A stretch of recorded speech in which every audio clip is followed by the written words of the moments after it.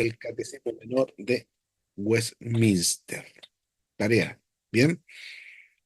Y entonces en esta lección número 7 vamos a repasar algo, este catecismo que tiene 107 preguntas y respuestas. ¿Ya? Es un catecismo interesante, bonito, y muy práctico para repasarlo, estudiarlo en las iglesias, en la escuela bíblica dominical o estudios bíblicos o en estudios en casa. Es muy práctico, motivador en cuanto a lo que nos motiva a pensar, a reflexionar en, así como las preguntas que hace, en las respuestas que da. ¿Ya? Entonces, ¿cuántos personajes, cuántos teólogos estuvieron trabajando en los estándares de Westminster, la Confesión de Fe y en los catecismos menores? ¿Se acuerdan? ¿Cuántos divinos, como les llaman?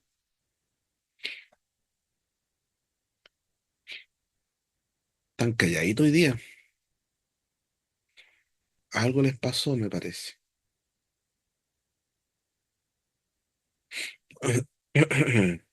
Son 121 teólogos, o como le llamaban, divinos.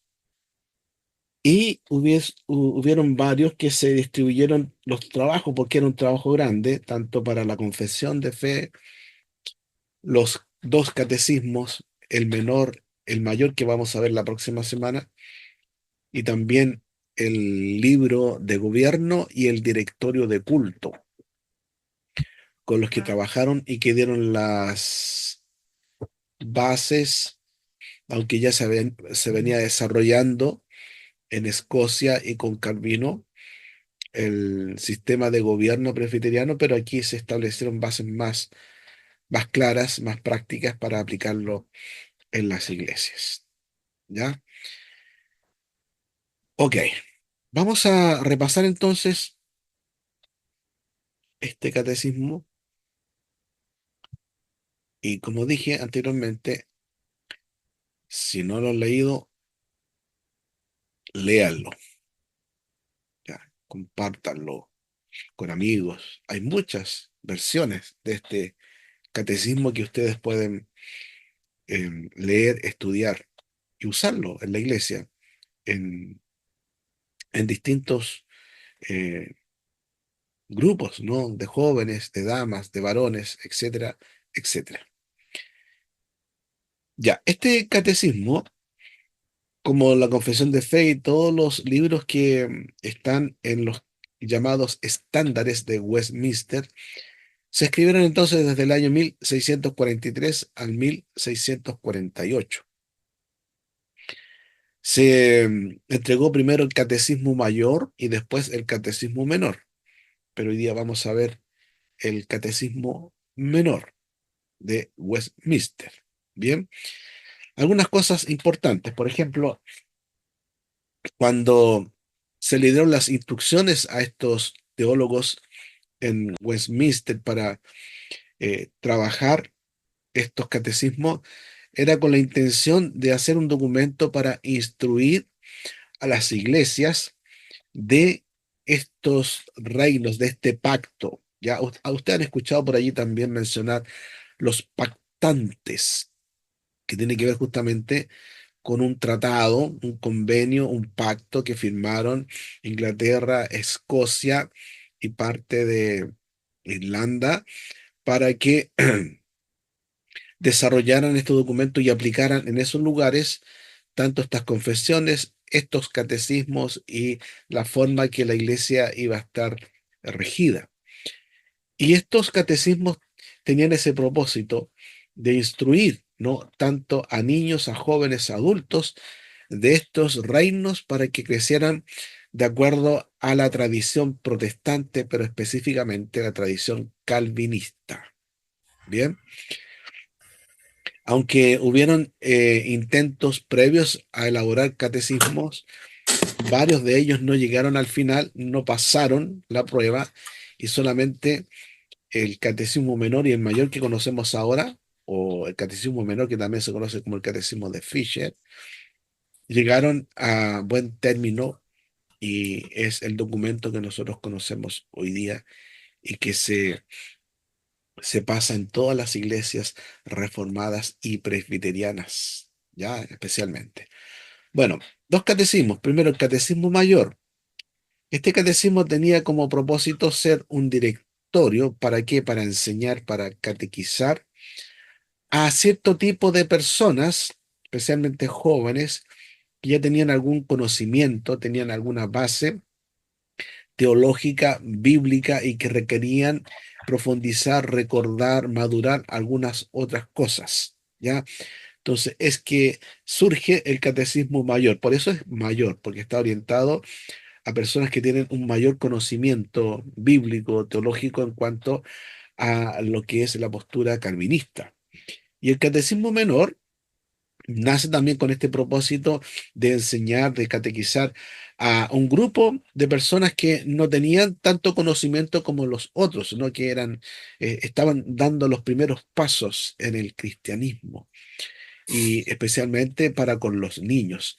Y estos catecismos, sobre todo el menor, se usaba mucho en las casas, en los hogares de los puritanos de ese entonces, de los calvinistas o los separatistas que también llamaban, y que así también va a utilizarse en los hogares de las iglesias presbiterianas en Escocia, en Irlanda y en muchas partes del mundo hasta hoy día, donde se sigue utilizando dentro de las iglesias de tradición calvinista reformada, presbiteriana, estos catecismos para estar instruyendo a nuestros hermanos, ¿ya?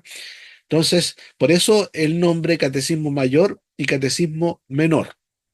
¿Bien? ¿Alguna pregunta de esto, de este comentario? ¿Algún comentario?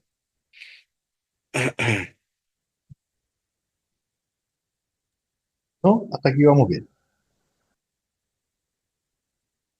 Perfecto.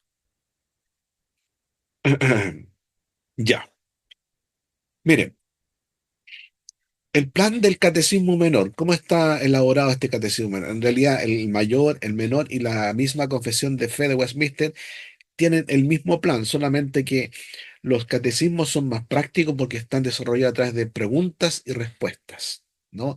No así la confesión, que más bien son declaraciones que hace en términos teológicos, doctrinales, éticos para la iglesia.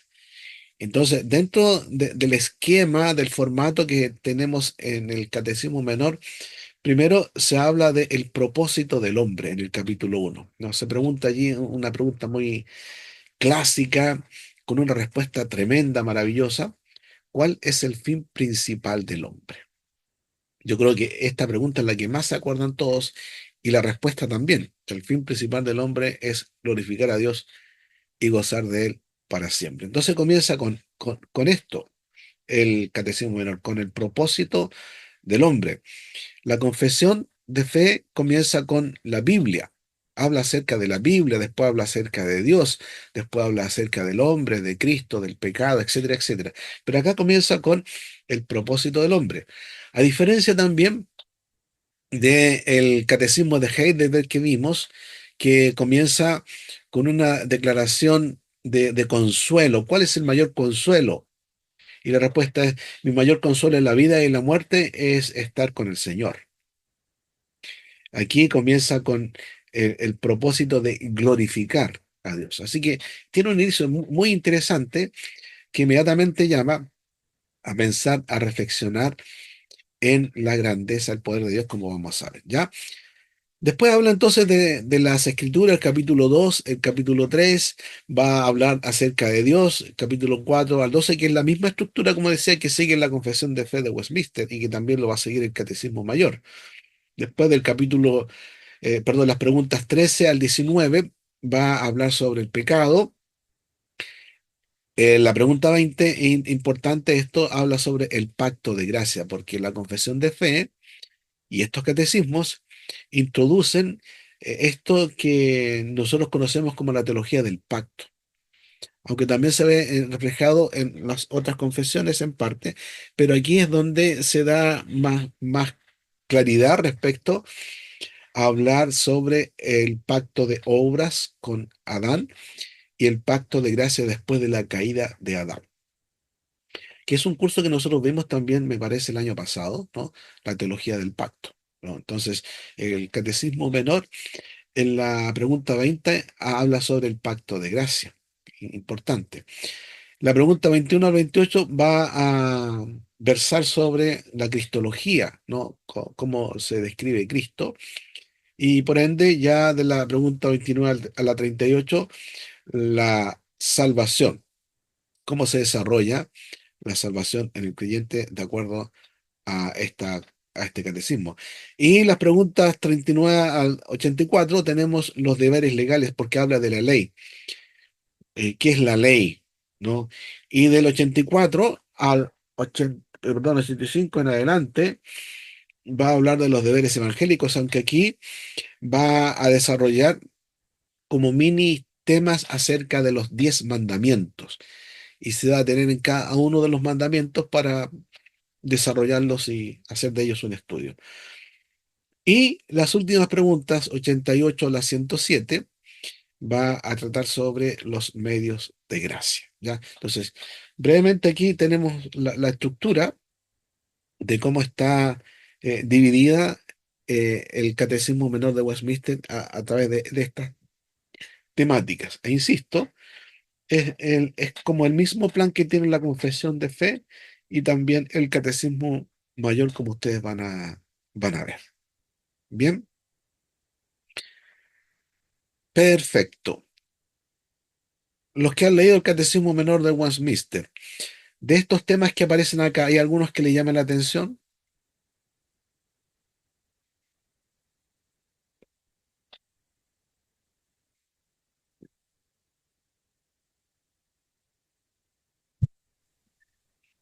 Mire, Eh, en, sí,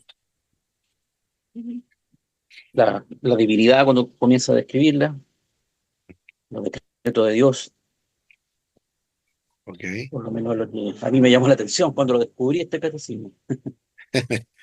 ¿cierto? Interesante, ¿no? Hace preguntas directas y respuestas breves, ¿no es cierto? Y esas respuestas que da son respuestas que uno la analiza y se va al texto bíblico que cita, da para profundizar, para indagar, para reflexionar, porque de este catecismo se han escrito muchos comentarios. Y uno de los comentarios que yo les voy a citar a continuación, aunque está en inglés, pero que creo que uno de los mejores para nuestro tiempo, si ustedes lo pueden tener allí para usarlo en estudios, ¿no? Incluso en predicaciones, etcétera, es muy bueno. ¿Ya? Pero cada apartado es un apartado interesante para detenerse, pensar, reflexionar. Y hay muchos autores que vinieron posterior a Westminster, estamos hablando del año 1700, que hicieron comentarios de estos. Y muchos de esos comentarios se detienen, por ejemplo, en la pregunta uno: ¿cuál es el fin principal del hombre? Y la respuesta, el principal del hombre es glorificar a Dios y gozar de él para siempre. Y se detienen allí y hacen un análisis de 5 páginas con otras 15 preguntas, 20 preguntas más que surgen de esa respuesta, ¿no? ¿Qué es la gloria de Dios? ¿Qué es la felicidad? ¿Qué es el hombre? Y van desarrollando una forma de exprimir la respuesta de esta primera pregunta. Y así para cada pregunta y cada respuesta, ¿no? Se abocaron a desarrollar, a indagar, a profundizar, de tal manera que hacían de este catecismo por excelencia el que se utilizaba más, como les decía, en los hogares cristianos, en la catequización para los niños, para los jóvenes, en la iglesia, a contar de Westminster en adelante, hasta hoy día. Entonces, importante que lo lean, ¿no? Que lo repasen, que lo compartan en su iglesia con algún hermano, alguna hermana. Lo puedes bajar de internet, está en todas partes. Bien, ya, miren. La pregunta uno entonces, ¿cuál es el fin principal del hombre? Dice el Catecismo Menor de Westminster y la respuesta, ¿qué les parece esa respuesta y esta pregunta del Catecismo Menor? ¿Qué les parece? Pastor, Hermano Giovanni.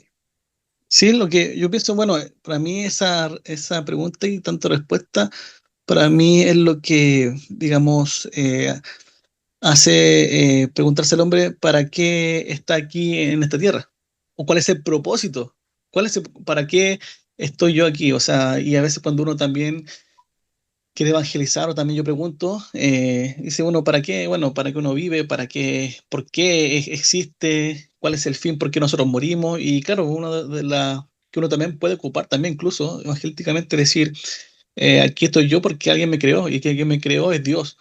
Mm, Y me creó, y no nos creó solamente por crearnos, sino porque hay algo que Dios cree para nosotros, para que nosotros le amemos, para que nosotros le adoremos, le podamos reconocer lo que Él ha hecho. mm, Y también no solamente eso, sino que nosotros nos beneficiamos de Él, porque Él nos creó, de esos beneficios que Él nos da. Entonces es como engloba todo esas preguntas que el hombre puede tener. Entonces para mí es súper conciso, sencillo y también para poder decirle a la gente, a lo mejor a aquel que no crea, a aquel incrédulo, decirle eso. muy bien, exacto, ¿no?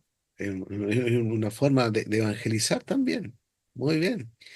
¿Alguien más tiene alguna otra opinión? Bueno, a mí me ha tocado, al utilizar esta pregunta con la respuesta, obviamente, justamente a la apertura al evangelismo y también en conversaciones de tipo existencialista, existencial. Entonces, la gente se asombra con la respuesta que da el catecismo. Mm, Eh, y obviamente los versículos bíblicos que también la van apoyando. Entonces, es una pregunta que muy existencial, existencialista y que abre, yo creo, que cualquier diálogo. mm, Rompe el hielo, no sé, mm, un montón de cosas. Y incluso me ha tocado preguntársela a gente que lleva consigo algún síntoma o algún problema de depresión, mm, como algo que reoriente su vida en cuanto a para qué está o qué está haciendo o que le toca vivir muchas enfermedades en su vida, experimentar enfermedades. Ha sido mm. muy consoladora esta pregunta y respuesta, obviamente. Excelente. Claro que sí, ¿no? Y una respuesta tan breve, pero tan profunda, que abarca lo teológico, lo filosófico, familiar, matrimonial, existencial. Es tremendo, ¿no? ¿Alguien más tiene algún otro comentario?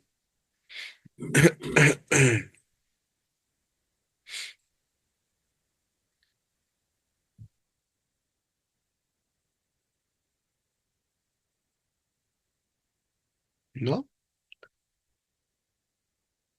Ok, ya.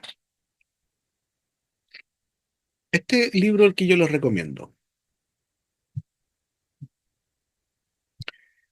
Está en inglés, sí. Yo lo traducí aquí al español. Es David Compton, ¿no? Doctrina y prácticas bíblicas, un comentario sobre el Catecismo Menor, basado en el Catecismo Menor de James Fisher. James Fisher, junto a Ebenezer Strachan, me parece, fueron los que trabajaron en el Catecismo Menor de Westminster, allá en Westminster, como digo, en Westminster, ¿no? James Fisher fue quien lo terminó y él también estuvo presente entonces en este catecismo. Entonces, está basado en este Catecismo Menor de James Fisher. Cuando vean ustedes ese nombre, Catecismo Menor de James Fisher, es el Catecismo Menor de Westminster. Bien, solo que cuando se llama James Fisher es porque se está apuntando al catecismo original. Después vinieron otras versiones, ¿no? Y ediciones de este catecismo. Pero miren, aquí cómo va desarrollando este caso en este comentario que hace David Compton esta pregunta como una forma de introducirnos a la pregunta, ¿no? Dice, esto simplemente dice que el propósito principal de nuestra existencia es mostrar cuán grande y maravilloso es el Dios que nos ha creado. En un estado de inocencia, hecho a imagen de Dios, éramos perfectamente capaces de hacer esto de buena gana y con alegría. El pecado, sin embargo, creó una cuña entre Dios y nosotros con el resultado de que desde entonces nuestro principal objetivo en la vida ha sido glorificarnos y disfrutar de nosotros mismos. En resumen, la adoración de la criatura ha suplantado la adoración del Creador. Y Romanos 1, 21 y 2 dice, porque aunque conocían a Dios, no le glorificaron como Dios ni le dieron gracias, pero su pensamiento se volvió inútil y sus corazones tontos se oscurecieron. Aunque afirmaban ser sabios, se convirtieron en tontos e intercambiaron la gloria del Dios inmortal por imágenes hechas para parecer hombres, pájaros, animales y reptiles mortales. Solo cuando nos reconciliamos con Dios en Cristo, que logra eliminar el pecado para el creyente, esta situación puede ser revertida, ¿no? Entonces, hace aquí una introducción y después hace todo un análisis más extenso de esta respuesta a la primera pregunta del Catecismo Menor, porque es una respuesta que tiene un tema teológico muy importante, aunque no lo menciona. La respuesta, porque dice, el fin principal del hombre es glorificar a Dios y gozar de él para siempre, ¿no es cierto? Pero está implícito el hecho de que está el pecado, porque con el pecado ciertamente el hombre no puede glorificar a Dios, no puede gozar de él para siempre. Entonces, esta glorificación que uno hace para exaltar el nombre de Dios se va a dar especialmente en aquellos que han sido transformados, regenerados, en aquellos que han sido reconciliados. Aún también, como decíamos en teología, la creación misma habla de la gloria de Dios. Un día emite palabras a otro día, hablando de la grandeza de Dios. Pero el hombre, por el pecado, no le está glorificando. Entonces, aquí eh, da para, como dije en un principio, en esta primera pregunta y respuesta, da para profundizar, así como decía el hermano Giovanni, para evangelizar, como decía también nuestro hermano Rodrigo, para filosofar respecto a la existencia, para alentar, para fortalecer. También nos lleva al plano teológico respecto al pecado, ¿no? ¿Estamos imposibilitados de glorificar a Dios? ¿Quiénes pueden glorificar a Dios? ¿Quiénes no pueden glorificar a Dios? ¿No? Y nos lleva a ese plano de ver nuestra relación con Dios. Es interesante porque, como dije, este catecismo se utiliza mucho para desarrollar preguntas, preguntas, preguntas y respuestas, respuestas y respuestas de una pregunta y de una respuesta que tiene, como en este caso. Yo le mencionaba a un autor del año 1720, no me acuerdo el nombre, que escribió, hay comentarios irlandeses, hay comentarios escoceses, hay comentarios ingleses respecto al catecismo menor posterior a Westminster, y son varios. Y esos comentarios toman justamente cada pregunta y cada respuesta y la desglosan, pero de una forma tremenda que uno se pregunta, ¿por qué tanto, tanto? Y van desglosando palabra por palabra y haciendo otras preguntas sobre preguntas para en- introducirse plenamente en lo que está tratando de decir esta respuesta, que es una respuesta, yo creo, trascendental, maravillosa, en todo ámbito de cosas, ¿no? Que el fin principal del hombre es glorificar a Dios. Pero va a ser el hombre cuando éste está reconciliado con Dios, cuando ha sido restaurado, regenerado. ¿No? ¿Qué les parece?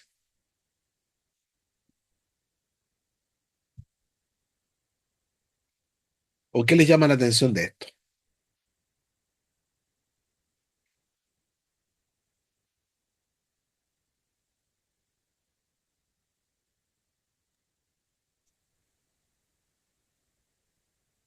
Bueno, ahí el comentario agrega esa como variante, si lo pudiésemos decir, o anexo, eh, de lo que es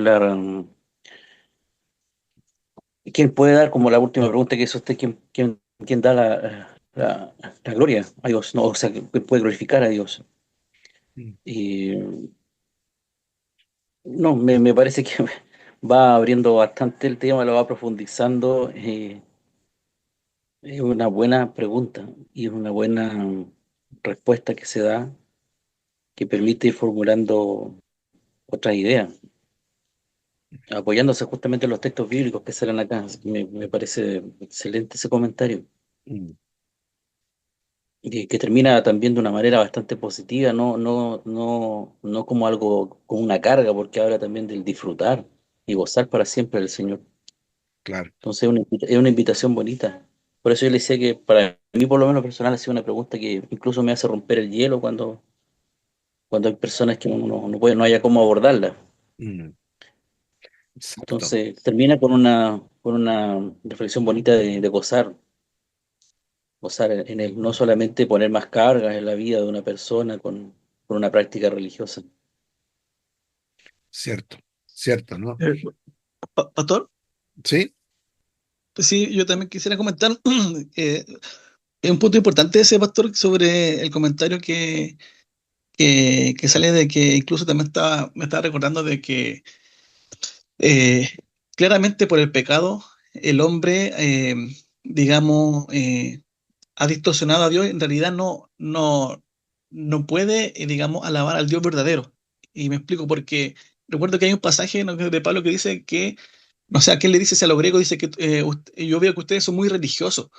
Y uno puede interpretarlo como que ellos, y muchos interpretan ese texto como diciendo que el hombre en sí, digamos, como que igual busca a Dios, o igual busca, igual trata como de buscar. Entonces, igual como que uno dice que el hombre en realidad tiene, digamos, entre comillas, digo, esa inherencia de poder buscar a Dios, pero no es así, porque el hombre, a pesar de que exteriormente pueda decir que puede buscar a Dios, en realidad no lo hace. En realidad no adora al verdadero Dios, producto del pecado. El hombre es religioso, pero esa religiosidad, una religiosidad falsa, no una religiosidad, no una religiosidad verdadera, como dice la Escritura, y en el cual nosotros tenemos que adorar a ese Dios verdadero. Entonces, producto del pecado, claro, no alabamos al verdadero Dios, sino que alabamos a un Dios falso. Cierto. Así es. Irrumpe en esa armonía el pecado para glorificar a Dios y gozar de Él para siempre, porque ahora el ser humano busca glorificarse a sí mismo y gozar de sí mismo. ¿Ya? Entonces, claro, uno se detiene en el catecismo, como le decía, tú lo puedes tomar y lo puedes aplicar en tu iglesia, haciendo estudios bíblicos, en la escuela bíblica dominical, buscando estos comentarios que te ayudan para sacarle mayor provecho. Y como estamos hablando del pecado, también aquí en el catecismo tenemos esta pregunta, la pregunta 14: ¿qué es el pecado? ¿Ya? Porque comenzamos hablando de glorificar a Dios, pero ¿cómo glorificamos a Dios si está el pecado? Entonces, ¿qué es el pecado? Y el catecismo dice, el pecado es no conformarse a la ley de Dios o desobedecerla. Eso. Qué simple y qué directo, y qué profundo. Porque si te preguntan a ti, ¿qué puedes decir tú que es el pecado? Tú vas a hablar a lo mejor de Adán, hablar de la tentación, muchas cosas, pero el catecismo dice claramente el pecado es no conformarse a la ley de Dios o desobedecerla, punto. Y bueno, están las citas bíblicas ahí también que nos hablan de aquello, ¿no? Es no conformarse, es no obedecer la ley de Dios. Y el catecismo va a desarrollar este concepto de la ley de Dios, como decíamos anteriormente en el plan que hay, ya a contar de la pregunta, me parece, si es que no me equivoco, 35, a ver, me parece para atrás, para no equivocarme. Eh, claro, aquí, desde la pregunta 39 al 84, va a estar hablando de esta ley, ¿no? Y específicamente, posteriormente, ya el 85 en adelante habla de los 10 mandamientos, ¿no? Entonces aquí, cuando habla del pecado, que es no conformarse a la ley o desobedecer la ley de Dios, el mismo catecismo va a desarrollar qué es el concepto de ley, a qué se refiere con eso. Y recordemos que el contexto del catecismo está en razón, ¿no es cierto?, de la Iglesia romana, que quería tomar el poder en Inglaterra, y el rey que estuviera era la religión que tenía el pueblo, ¿no? Entonces había un pacto entre Escocia, Irlanda, Inglaterra, a que la reina que estuviera el rey fuera aquel que también estuviera de acuerdo con lo que era la teología calvinista, en este caso, con lo que se enseñaba respecto a la ley, en este caso, que era obedecer la ley, que era desobedecer la ley, porque eso lo tomaban como un elemento importante para decir que estaban pecando o no estaban pecando. Y los puritanos van a ser aquellos que van a darle más énfasis a este tema de la ley. De tal manera que para los puritanos la ley va a determinar claramente, así como lo establece el catecismo, este catecismo, las preguntas que les mencioné anteriormente, van a establecer estos principios que aparecen acá como el principio regulador del culto cristiano, cómo adorar bíblicamente a Dios. Y va a aparecer, aunque ellos no lo inventaron, no lo pusieron ahí principio regulador del culto cristiano, sino que a través de lo que fueron describiendo, posteriormente otros van a llegar y van a hablar, en los puritanos, esta iglesia estaba esto como un elemento importante para entender si estaban pecando o no estaban pecando, si estaban adorando conforme la palabra a Dios, ¿no? Y van a hablar entonces del principio regulador del culto cristiano. Y ese principio tiene que ver justamente con hacer eh, o no hacer lo que la Biblia prohíbe que no hagamos, ¿no? Y el pecado está aquí en medio de todo esto. Pero surge allí la otra pregunta, entonces, em, el creyente, el cristiano, ¿en qué situación está frente a Dios? ¿Sigue siendo pecador o no sigue siendo pecador para adorarlo? ¿Qué piensan ustedes? Pastor, sigue siendo pecador. Ya, Respuesta bien, corta. ok. Y el pecado es como, hay una forma súper gráfica que es errar el blanco. Y el blanco es la ley de Dios.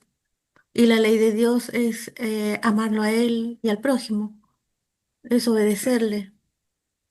Mm, perfecto, bien. Sí, recuerden también que Cristo cumplió perfectamente la ley y en Él nosotros cumplimos la ley. Jesús no vino a abrogar la ley, sino que vino a cumplirla, como él mismo decía, ¿no es cierto? Y por Él nosotros ya no estamos bajo la maldición de la ley. Pero eso nos exime de no cumplir la ley.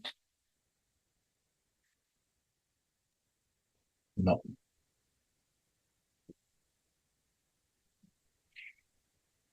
¿De qué nos libra entonces Jesús?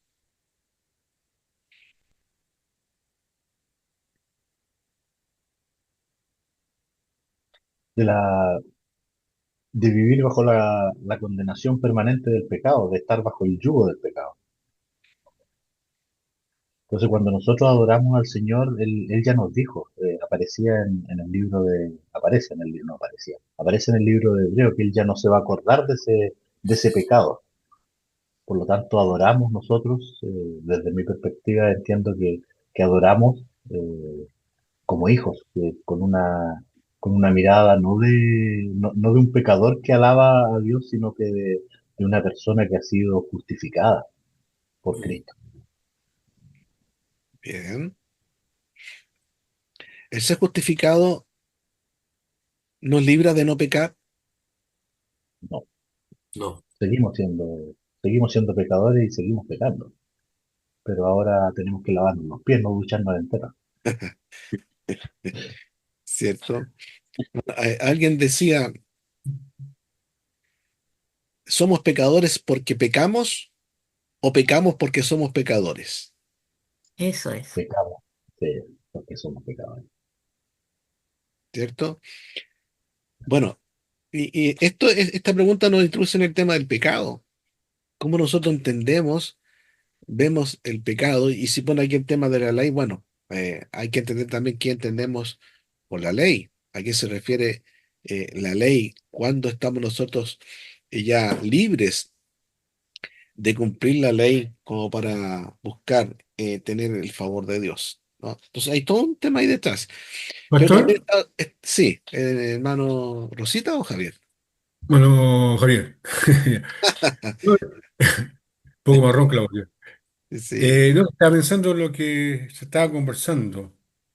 Pienso que es claro tener ahí a qué ley se refiere, o sea, cuando dice la ley de Dios, ¿no? Porque generalmente se ha entendido, cuando se habla de la ley, no estamos bajo libre de la ley, ahora estamos en la gracia, como que toda la ley fue abolida, ¿no es así?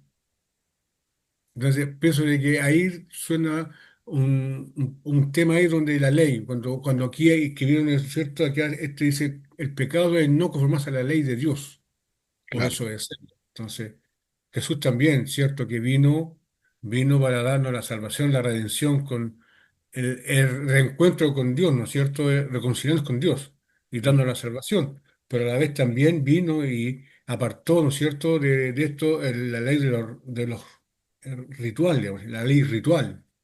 Ya Hebreos dice, ya no es necesario hacer un sacrificio, ¿cierto?, para limpiar los pecados, porque hubo un solo sacrificio y ese es suficiente. Entonces está dando a entender de que ya no hay necesario esa ley, pero la que Jesús dijo, la ley eterna, habla de los mandamientos. Entonces pienso que también un poco entender bien a qué se refiere cuando habla de la ley. claro, exacto. En términos reformados, está la ley ceremonial, la ley civil y la ley moral.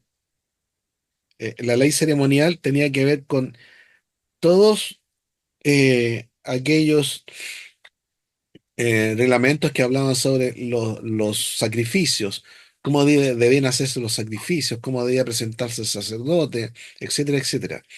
La ley civil hablaba de cómo debía tratarse una persona que cometía algún accidente y en ese accidente pasaba a herir a alguien o a matar a alguien. ¿Qué había que hacer? ¿No? Cuando había también un adulterio, cuando había un problema de incesto. Y la ley moral tenía que ver justamente, específicamente con, algunos hablan de los 10 mandamientos, ¿no? Aquello que permanece, que es transversal en cuanto a lo que Dios demandaba para que ellos, el pueblo hebreo, al obedecer a Dios en esos mandatos, hayan sido bendecidos.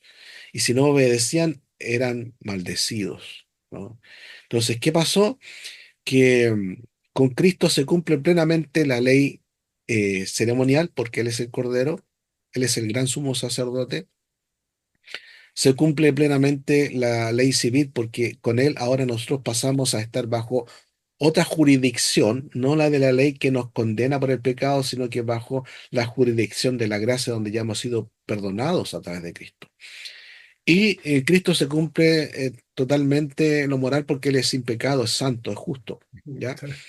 Para nosotros, hoy día, en nuestro enfoque reformado, decimos que la ley que continúa, la parte de la ley que continúa es la ley moral. La ley civil y la ley ceremonial ya no continúan con nosotros, sino que fueron dadas para un tiempo, una ocasión específica para el pueblo hebreo. Pero la iglesia hoy continúa con lo que es la ley moral, ¿no? Lo que agrada a Dios, lo que demanda a Dios y lo que Jesús también citó en los evangelios de los mandamientos, como también lo citan los apóstoles. Bien, ok. Y esta otra pregunta, en la 15, dice, ¿cuál fue el pecado que causó que nuestros primeros padres cayeran del estado en que fueron creados? Y el catecismo dice que el primer pecado de nuestros padres fue, mire qué simple, El pecado de nuestros primeros padres fue el comer del fruto prohibido. Punto. ¿Qué les parece eso?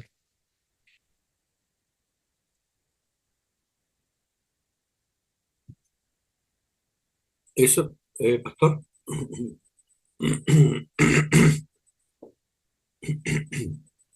¿Sí? Eh, bueno, y habla del fruto prohibido, pero en el fondo fue la desobediencia. ¿Ya? ¿Cierto? El pecado de nuestros primeros padres fue la desobediencia.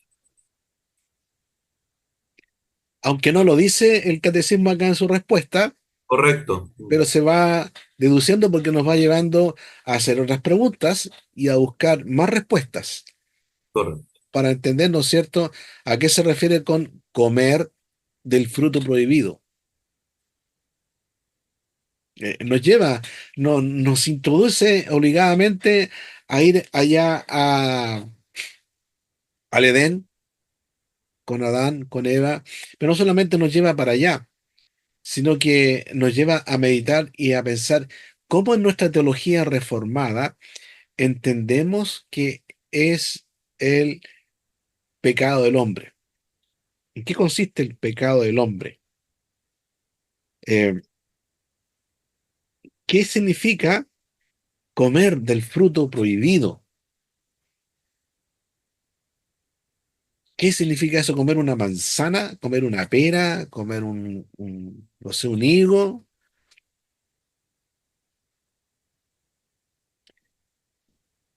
Aunque la respuesta es breve, como la ven ustedes aquí, pero también está llena de, podríamos decir, de una cierta, entre comillas, alevosía que nos introduce a indagar, a profundizar, cómo el catecismo menor hace entender lo que significa el fruto prohibido.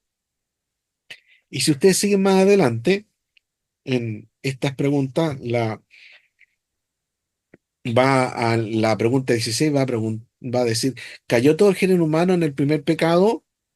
Y va a decir, como Dios hizo la alianza con Adán, ahí habla de alianza, es el pacto de obras, ¿ya? Sino también para sus descendientes naturales. Todo el género humano pecó en él y cayó con él en su primer pecado. Aquí habla ahora del primer pecado. Y en la 15 dice, ¿cuál fue el pecado que causaron que nuestros primeros padres cayeran del estado en que fueron creados? Y si tú sigues leyendo después la pregunta 16, va a seguir hablando del tema del pecado. La 17, la 18, va a ir hablando del pecado, de la miseria del hombre, para ir entendiendo esto del fruto prohibido.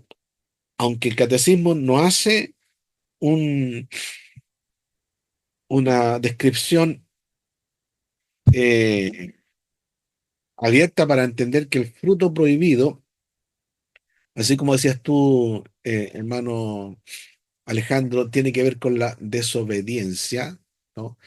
El violar el pacto de obras, porque Dios le dijo a Adán, de todo árbol del huerto podrás comer menos de este. Hizo un pacto con Adán. Y el catecismo menor va a hablar del pacto de obras y el pacto de gracia.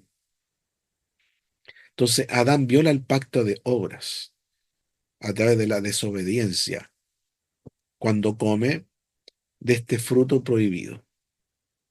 Y eso la teología reformada le va a llamar también el pecado original, ¿no? Que tiene que ver con la naturaleza corrupta que hereda el ser humano cuando Adán cae en pecado, que es distinto a como lo plantea la Iglesia romana, el tema del pecado original, ¿no? No tiene nada que ver con la postura que tenemos nosotros.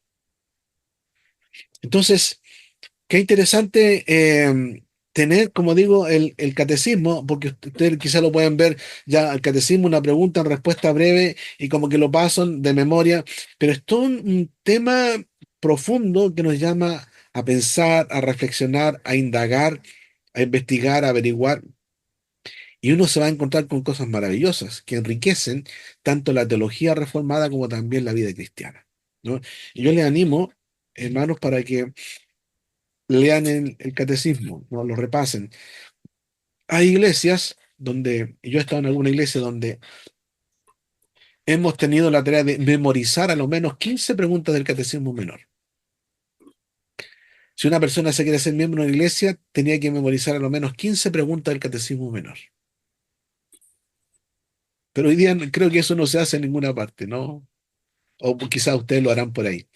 Pero es justamente por darle esta importancia a este documento histórico tan importante y a la vez tan profundo para nuestra doctrina y nuestra vida cristiana.